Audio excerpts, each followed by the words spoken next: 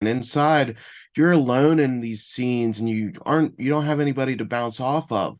It all depends on the crew and your performance.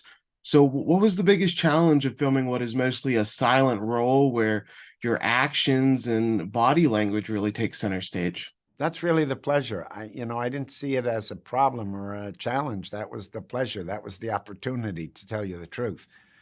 Just a different way of doing things, not using words so much, not bouncing off other people, bouncing off of places, things, objects.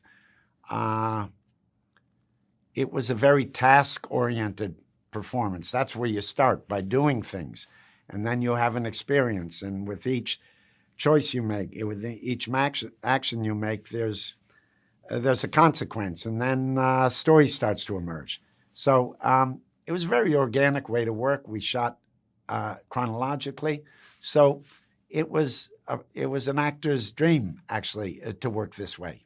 Yeah, I love the survival aspect of the movie, and since it was shot in sequence, you really get to see the mental turmoil take place in your performance.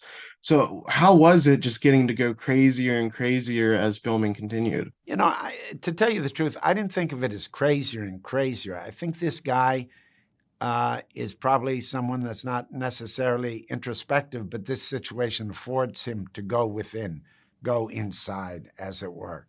And that's an interesting process. So since I am the solitary actor, more or less, in this movie, it allowed me to go inside in the context of the narrative. And then my last question for you, I just love the conflicting imagery of this struggle for survival within a luxury apartment filled with smart devices and high art. So can you speak to just the visual contrast and how it all works in the movie? Sure, this guy gets trapped in this place, and he's surrounded by all the things we value, as objects, as material, priceless art, luxurious apartment, but it's no use to him.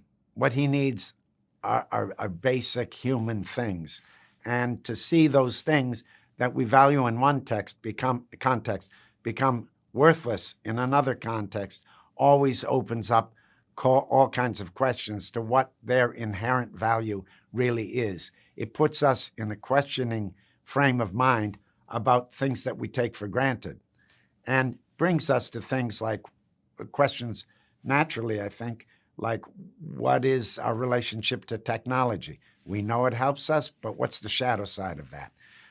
We know art can be beautiful. We know art can, become an object of wealth. But what's the shadow side of that?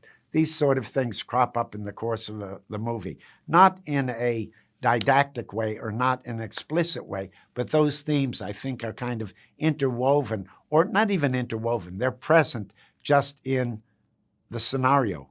And I think the audience will bring what they will to it and have a dialogue with themselves.